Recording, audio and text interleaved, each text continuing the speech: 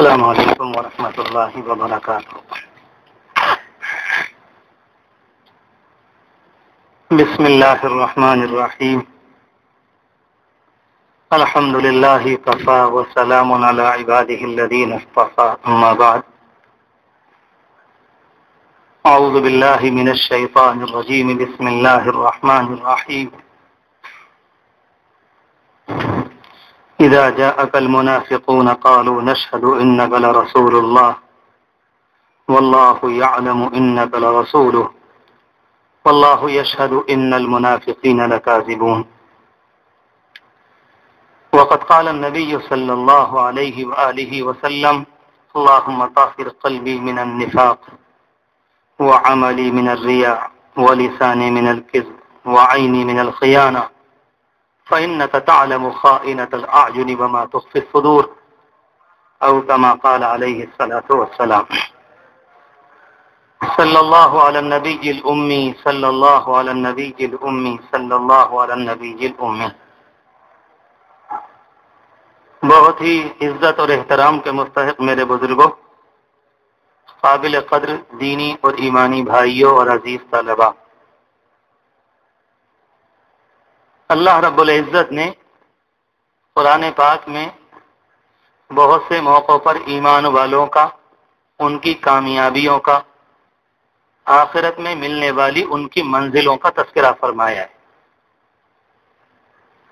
مختصر طریقے پر اس بات کو تازہ کر لیں، ایمان والے کا مطلب یہ ہوتا ہے جو اللہ کی ذات کو مانے، حضور پاک علیہ السلام کی ذات کو نبی اور رسول تسلیم کرے، وہ جو دین لے کر آئے تھے اس کو گلے سے لگا لے، واقعتاً عملی زندگی میں اس کو اتار لے اور نافذ کر لے۔ جو کوئی اللہ کا بندہ اس کیفیت سے، اس صورتحال سے اپنے آپ کو سجاتا اور بناتا ہے، پھر اس کے ایمان میں کوئی شک نہیں رہ جاتا۔ اسے دنیا کی جانب سے کسی دلیل کی، کسی سند کی، کسی حجت کی کوئی ضرورت نہیں۔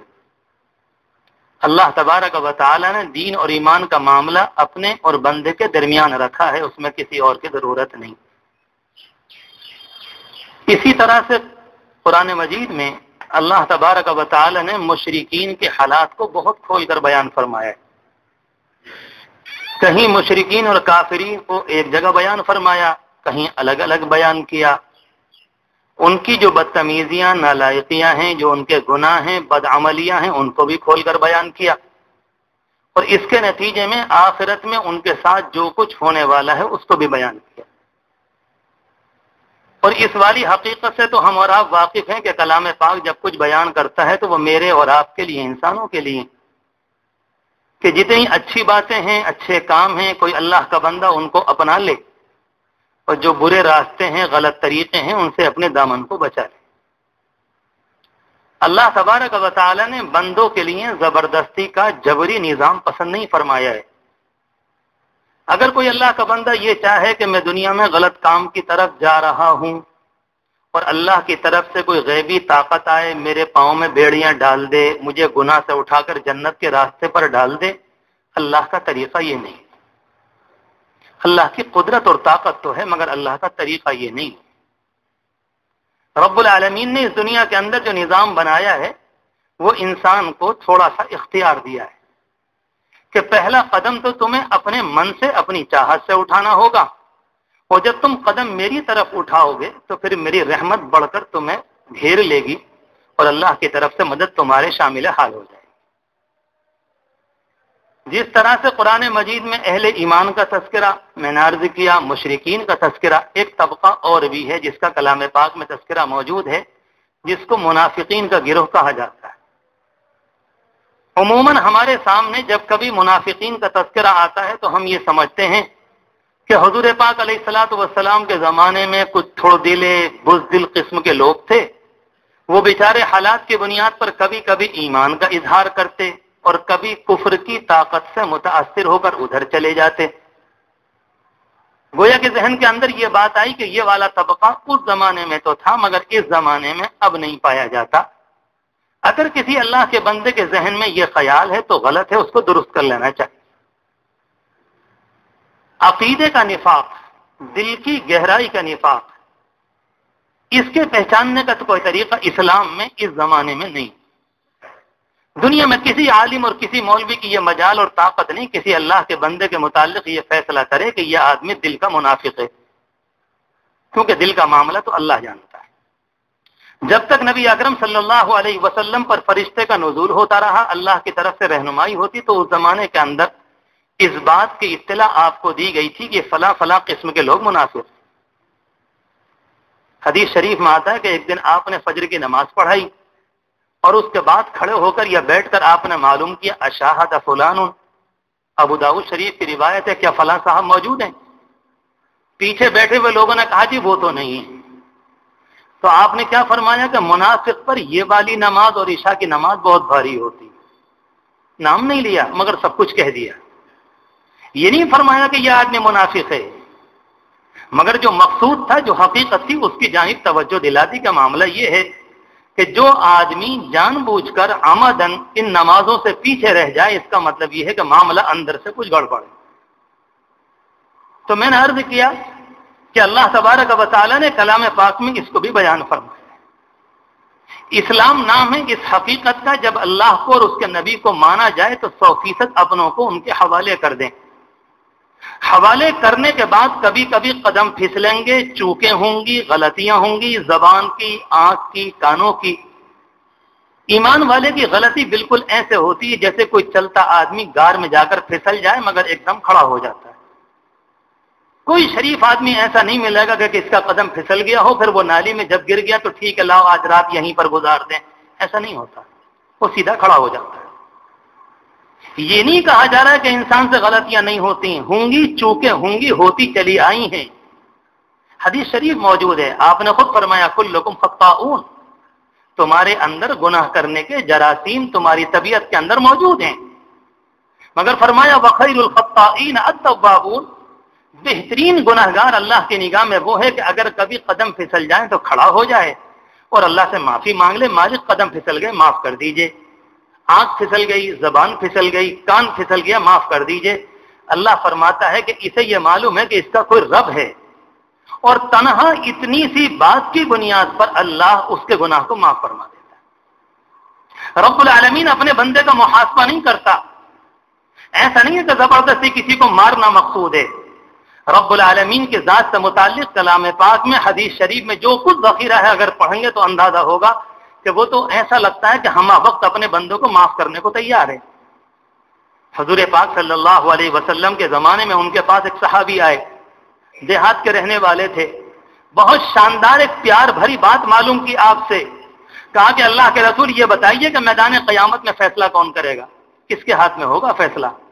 کہا کہ اللہ کے ہاتھ میں ہوگا. مارے خوشی کے چیخ نکل گئی، الحمدللہ، اس کا مطلب یہ ہے کہ بیڑا پار ہو جائے گا. اور کہنے لگا اچھا ہے کسی انسان کے ہاتھ میں نہیں، ورنہ یہ کمبخت کہاں کسی کو معاف کرنے والا ہے. یہاں تو اگر کسی کے متعلق دل میں کوئی بات بیٹھ جاتی تو نکالنے کو تیار نہیں ہوتا. اگر وہ بیچارہ معافی بھی مانگ لے پھر بھی چھوڑنے کو تیار نہیں ہوتا. اس کی نسلیں معاف کرنے کو تیار نہیں ہوتی کہ انہوں نے ہمارے ساتھ یہ کیا ہے. اللہ تبارک و تعالیٰ چاہتا ہے کہ میرے بندوں پر میری شان کا رنگ غالب ہو. اللہ چاہتا ہے میرے بندوں پر میرے اخلاق، میری شان کا رنگ غالب ہو. جب وہ سارے بندوں کو ہمہ وقت معاف کرتا ہے تو انسانوں کا اعلیٰ درجے کا ظرف، اعلیٰ درجے کے اخلاق یہ ہونے چاہیے. اگر کسی نے معافی مانگ لی تو اس کو معاف کر دینا چاہیے کہ مسئلہ ختم ہو گیا. میں عرض کر رہا تھا کہ اللہ تبارک و تعالیٰ نے کلام پاک میں یہ 3 قسمیں بیان فرمائی. ایک طبقہ وہ ہے جن کو منافقین کا طبقہ کہا جاتا ہے کہ ویسے تو مسجد کے اندر بھی حاضر ہوا کرتے تھے، زکوٰۃ بھی دیا کرتے تھے، اور رہ کر حضور پاک علیہ السلام کی مجلس میں بھی آیا کرتے، مگر بالکل ایسے ہی جیسے کسی آدمی کو آپ اس میدان کے اندر کھڑا کر دیں اور وہ انسان چوراہے کی طرف کو دیکھ رہا ہو. یہ تو کہا جائے گا کہ انسان کا وجود، انسان کا جسم میدان کے اندر ہے، مگر کہا جائے گا توجہ اور نگاہ کا مرکز کوئی اور ہے. اندر رہتے ہوئے ایک اعتبار سے یہ انسان باہر ہے. منافقین کا معاملہ یہی تھا کہ جب اسلام کی طاقت بڑھی اور حضور پاک علیہ الصلوۃ والسلام اور صحابہ کرام کو ایک مقام نصیب ہوا اور انہوں نے یہ بات سمجھ لی کہ اب ان کے بغیر مدینہ منورہ میں زندگی محال ہے، لہذا میدان تو ان کا اختیار کیا مگر دل کا تعلق کافرانہ طور طریق، کافرانہ اعمال باہر کی زندگی سے رہی. اور قرآن کریم نے ایسی حقیقت ان کی بیان فرمائی، مذبذبین بین ذالک، یہ تو بیچارے بیچ میں کھڑے ہیں اور ڈاواڈول ہیں، لا الہ الا ولا الہ الا، نہ ٹھیک سے ادھر کے ہونے کے تیار ہے، نہ ٹھیک سے ادھر کے ہونے کے تیار ہے، مگر دل کا رخ ان کی طرف لگا ہوا ہے۔ یہ اندرونی کیفیت ہے ان کی۔ بہت سوچ سمجھ کر اپنے آپ سے پہلے بڑے ادب اور احترام سے آپ سے عرض کر رہا ہوں، بڑی توجہ کی چیز ہے کہ قرآن مجید نے اس حقیقت کو کھول کر بیان فرمایا۔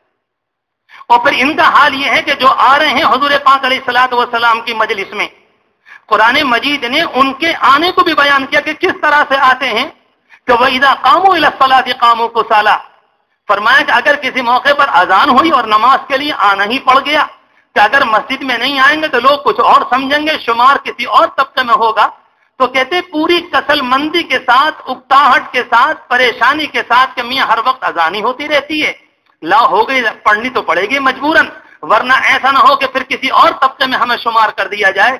تو قرآن مجید نے ان کے اس اٹھنے کی کیفیت کو، اس اٹھنے کی کیفیت کو کس مجبوری کے نتیجے میں اٹھ کر آتے ہیں اس کی بھی حقیقت کو کھول کر بیان۔ میں رک کر اپنے آپ سے اور اپنے بھائیوں سے یہی کہنا چاہتا ہوں، جب ہم نماز کے لیے آتے ہیں کبھی تنہائی میں سوچئے گا۔ 3-4 دن پہلے ایک مسجد میں جانا ہوا، واللہ دل پکڑ کر رہ گیا کہ فجر کی نماز میں 3 آدمی تھے۔ ہو کیا گیا؟ لگتا ہے کہ عذاب کو للکارا ہے، لگتا ہے رب العالمین کی غیرت کو، طاقت کو چیلنج دے رہے ہیں دنیا میں کھڑے ہو کر۔ کیا ہم نے قرآن نہیں پڑھا؟ کہاں چلی گئی قوم سمود؟ کہاں چلی گئی قوم عاد؟ کہاں چلا گیا فرعون اور اس کا غرور؟ کہاں چلی گئی قارون کی مالیت؟ کہاں چلے گئے دنیا کے پہلے لوگ جو اس زمانے میں پہلے تھے؟ میں ہندوستان کے لوگوں کا نام نہیں لیتا، آپ مجھ سے زیادہ واقف ہیں۔ کہاں چلے گئے وہ سارے کے سارے مرد اور وہ خواتین جن کے غرور کا، جن کی طاقت کا ڈنکا بول رہا تھا، آج ان کا کوئی نام لینے والا؟ اللہ کی طاقت سے ٹکرا کر کیا کریں گے؟ رب العالمین جب مارنے پر آتا ہے تو ادنا سے کیڑے کے ذریعے انسان کے وجود کو مٹاتا ہے۔ یہی تو مطلب ہوا۔ یعنی آمدن میں یہ نہیں کہتا کوئی اللہ کا بندہ جان بوجھ کر نماز چھوڑ رہا ہے۔ کیا ہو گیا امت مسلمہ کو؟ کیا ہو گیا محلوں کو اور مسلمانوں کو؟ جب جمعے کا مسئلہ آتا ہے تو مسجدیں ساری کی ساری بھری ہوئی۔ کیا ہم یہ سمجھیں کہ ہفتے کے بیچ میں انتقال ہو گیا؟ کیا نعوذ باللہ ہم یہ سمجھ لیں کہ ہفتے کے بیچ میں مسلک بدل گیا؟ کیا اس کا مطلب یہ ہے کہ اسلام ایک فصلانہ، ایک ہفتے واری نظام ہے؟ کیا عید کے موقع پر تھوڑی سی شو کر دی گئی ایک نمائش ہے؟ کیا اس کا مطلب یہ نکلا کہ جمعے کے موقع پر آگے باقی نمازیں غالب اور اس کے بعد باقاعدہ ڈنڈا ٹھوک کر اور پورے ببانگے دوہل کہتے ہیں کہ ہم پکے مسلمان؟ رب کعبہ کی قسم کھل کر کہنے دیجئے کہ قرآن مجید کی روشنی میں اس سے بڑھ کر منافقانہ کوئی حرکت نہیں ہو سکتی۔ اپنے آپ سے بھی کہہ رہا ہوں، آپ بھی سوچیں، اگر بچہ گھر میں بیمار ہو جائے تو اس وقت باپ کو چین نہیں آتا جب تک کہ بہترین ڈاکٹر کو نہ دکھلا لے۔ اگر گھر میں باپ کینسر کا مریض ہو جائے اور اس کی رات بے چینی کے ساتھ گزرتی ہو، پورا گھر بے قراری کے ساتھ راتیں گزارتا ہے، کہ نعوذ باللہ نماز کا چھوڑنا کینسر سے بھی گر گیا، نزلے سے بھی گر گیا، بخار سے بھی گر گیا۔ ایک بچے کی ادنا سی حرکت اور طبیعت کی خرابی کی بنیاد پر ماں اور باپ پوری رات بے چینی کے ساتھ گزارتے ہیں، اور اللہ نہ کرے کل کو یہ اولاد ہمارے سامنے جہنم کا ایندھن بنے گی۔ اللہ محفوظ فرمائے۔ قرآن کریم کا جملہ ہے، ربنا انا اطعنا سادتنا وکبراءنا فاضلونا السبیل۔ اللہ کے ہاں ماں باپ کے خلاف حجت کریں گے بچے اور کہیں گے کہ اللہ یہ ہمارے باپ ہیں یا ہماری ماں ہیں، ہمیں آپ نے معصوم بنا کر ان کی گود میں ڈالا تھا اور بچپن میں انہوں نے ہم سے کوئی بات اس طرح کی نہیں کہی۔ کوئی اللہ بھی ہے، کوئی رسول بھی ہے، ایک دین بھی ہے، قانون ہے، تمہارے اوپر نمازوں کی پابندی ہے۔ وہ اولاد جس کو بڑے چاؤ کے ساتھ پالا تھا وہ رب العالمین سے کہے گی یہ ہے ماں اور یہ ہے باپ، ربنا آتہم ضعفین من العذاب، اللہ ان کو دگنا عذاب دے دیجیے۔ ان کی بنیاد پر تو ہم جہنم میں جا رہے ہیں۔ اللہ تبارک و تعالی حفاظت فرمائے۔ عرض کرنے کا مقصد یہ ہے کہ قرآن مجید نے اس زمانے کے منافقین کو بیان کیا، ان کی حرکتوں کو بیان کیا، ان کے مزاج کو، ان کی طبیعتوں کو بیان کیا۔ ایک موقع پر تو یہاں تک ارشاد فرمایا استغفر لهم او لا تستغفر لهم ان تستغفر لهم 70 مرة فلن يغفر الله لهم۔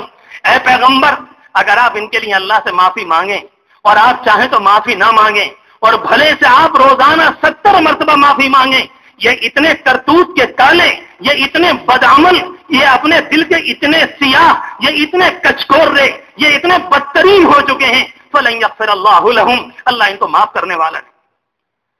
یہ کسی مشرک کی بات نہیں کر رہا ہوں، یہ کسی کافر کی بات نہیں، یہ قرآن مجید نے منافقین کی حرکت کو بیان فرمایا۔ اور ایک جگہ تو یہاں تک بھی ملا کہ قرآن مجید کا جملہ ہے اللہ تبارک و تعالی فرماتے یحلفون لکم لترضوا عنہم، اے پیغمبر یہ آپ کے پاس آ کر قسمیں کھاتے ہیں تاکہ آپ ان سے راضی ہو جائیں۔ اللہ تبارک و تعالی فرماتا ہے کہ فَإِن تَرْضَوْنَا، اے پیغمبر اگر تم بھی ان سے راضی ہو گئے، اللہ ان سے راضی ہونے والا نہیں۔ ان کے کرتوت ایسے ہی ہیں۔ قرآن مجید میں ایک دو نہیں، سورہ توبہ کے اندر تو آیات بھری پڑی۔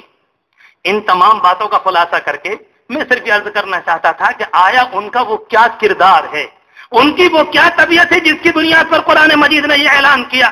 ایک تو یہ کہ اسلام کو دل کی گہرائی سے نہیں ماننا، یہ ان کی ایک بیماری ہے۔ دوسری بات قرآن مجید نے یہ بیان کی اگر کسی موقع پر کچھ دینے دلانے صدقے زکات کی ادائیگی کا مسئلہ آیا تو دل کی گہرائی سے نہیں، بس دکھاوے نمائش کے طور پر وما منعهم ان تقبل منهم نفقاتهم الا ان كفروا بالله ورسوله کا خبردار، ان کی زکات ان کے صدقات کو بھی قبول نہیں کیا جائے گا۔ ان تمام بیماریوں کو قرآن مجید کے ترجمے میں دیکھ لیں، ایک ہے بزدلی، ایک ہے اسلامی میدان سے چلے آنا، ایک ہے مستقل جھوٹ کا بولنا، اللہ تبارک و تعالی کو دل کی گہرائی سے نہ ماننا، حضور پاک علیہ الصلوۃ والسلام کا ادب اور احترام اور آپ کے دین کو دل میں جگہ نہ دینا، نماز کو بدرجہ مجبوری ادا کرنا، آئے دن مسلمانوں کو دھوکہ دینا، اور اس دھوکے کے نتیجے میں یہاں تک پہنچ جانا کہ اللہ تبارک و تعالی فرماتا ان المنافقین یخادعون اللہ، یہ تو انسانوں کو نہیں، یہ تو اللہ کو بھی دھوکہ دینا چاہتے ہیں۔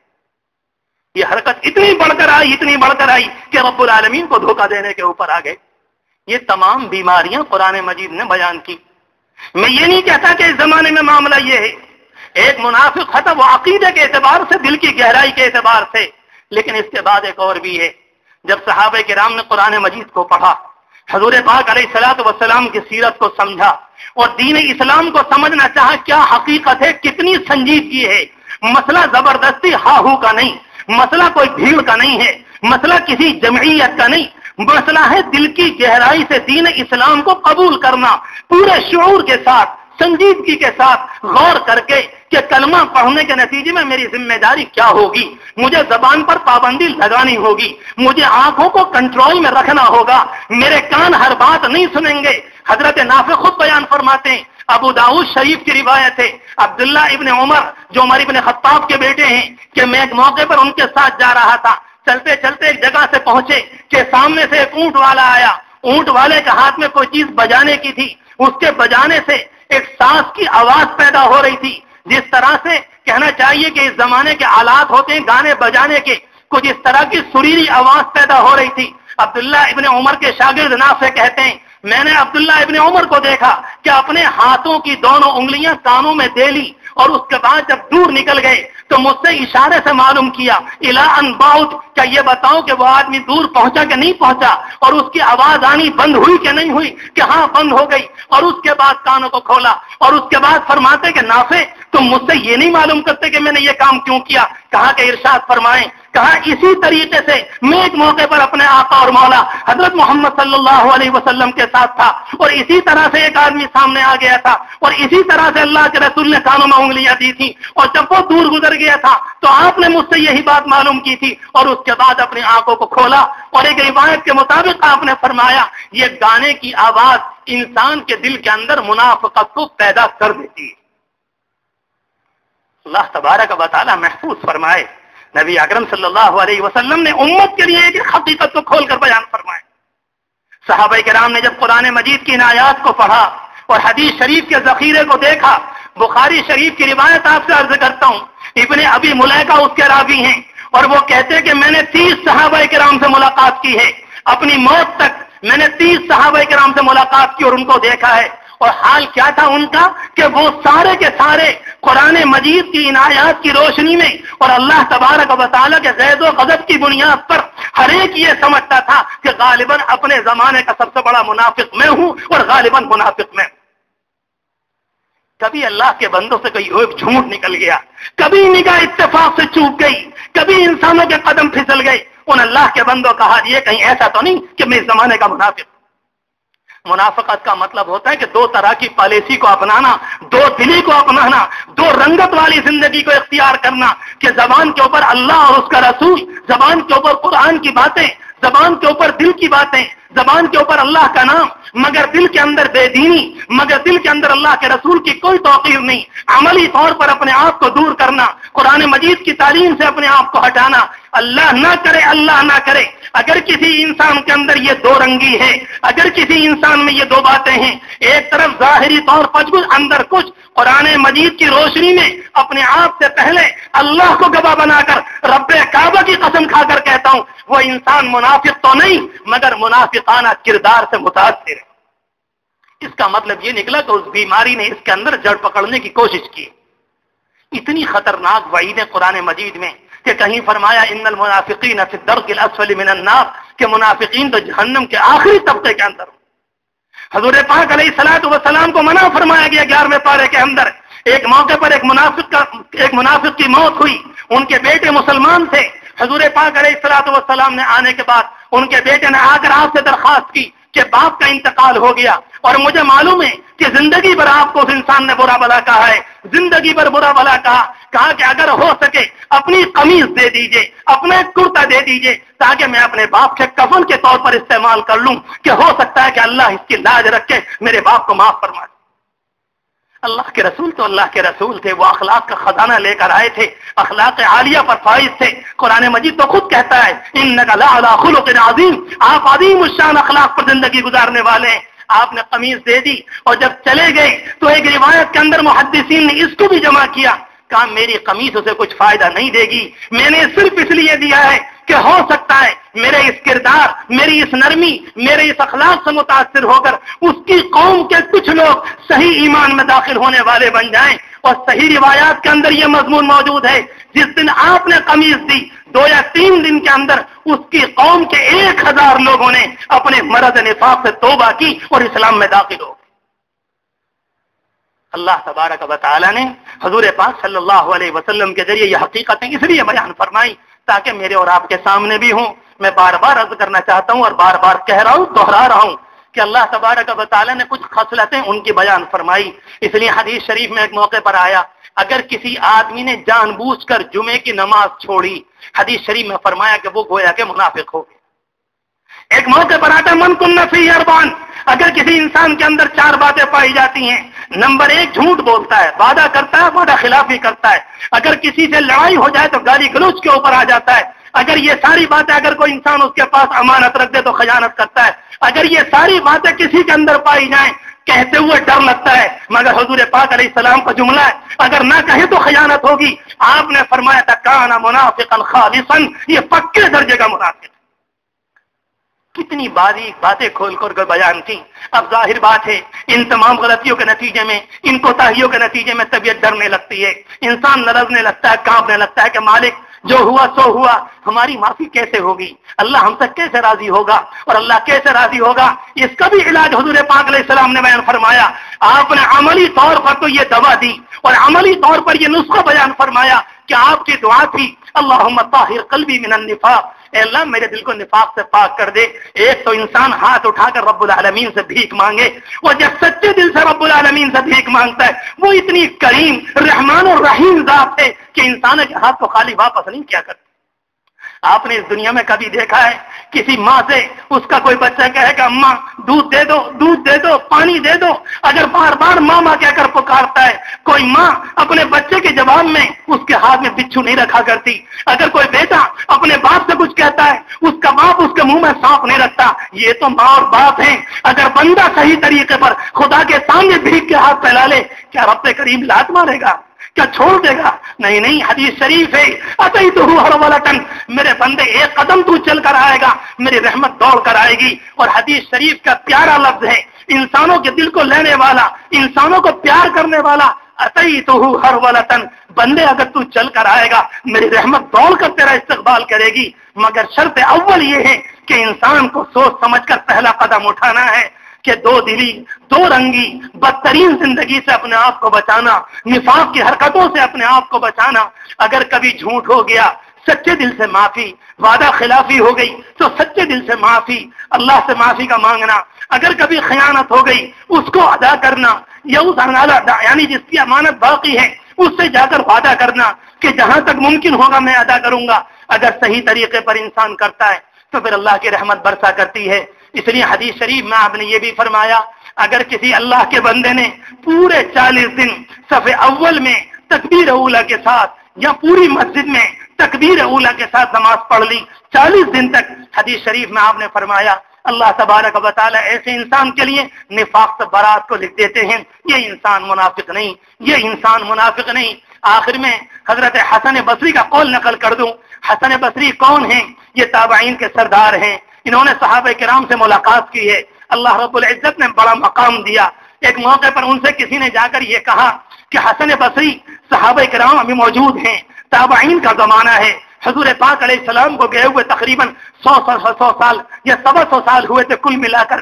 ان سے آ کر کسی نے یہ کہا خلق المنافقون، امام صاحب منافق تو ختم ہو گئے، وہ تو اللہ کے رسول کے زمانے میں تھے، اب کوئی منافق نہیں ہوتا۔ سیدھے ہو کر بیٹھ گئے، کہا کیسی باتیں کرتے ہو، کیا بیکار کی باتیں کرتے ہو؟ کہا کہ لو خلق المنافقون، اگر سارے منافق ختم ہو جائیں لَوْحَسْتُمُ الطَّرِيقَ، تم راستے میں اکیلے چل نہ سکو گے۔ کیا مطلب؟ راستے ویران ہو جائیں گے، راستے میں چلنے والے ختم ہو جائیں گے۔ کہنا وہ یہ چاہتے تھے گویا کہ لوگوں کی چلنے والوں کی اکثریت وہی تو منافقین ہیں، اگر یہ سارے کے سارے مر گئے تو راستے میں چلنے والا کون ہوگا؟ تم اکیلے ہی چل رہے ہوگے۔ یہ تو حضور پاک علیہ السلام کے 100 سال یا 125 سال کے بعد کی بات ہے۔ اب دور کہاں پہنچ چکا؟ میں اپنے دل میں جھانکوں، آپ اپنے آپ پر غور کریں۔ اللہ نہ کرے، اللہ نہ کرے یہ بدترین خصلت کوئی موجود ہو، اگر ہے تو اللہ سے معافی مانگے، نہیں ہے تو اللہ کا شکر ادا کرے۔ اللہ تبارک و تعالی نفاق سے حفاظت فرمائے، ہر طرح سے حفاظت فرمائے، اس بد کرداری سے، اس دو دلی سے، اس دو رنگی زندگی سے ہمیں محفوظ فرمائے، ہمیں توحید کامل نصیب فرما دے، اپنے نبی کا اتباع نصیب فرمائے، صراط مستقیم مقدر فرمائے، دنیا میں جب تک رہیں رب العالمین دین اسلام پر قائم و دائم فرمائے، اور جب وقت آخر آ جائے تو رب العالمین دین و ایمان کے ساتھ جانے کی توفیق مرحمت فرمائے۔ وآخر دعوانا ان الحمد للہ رب العالمین۔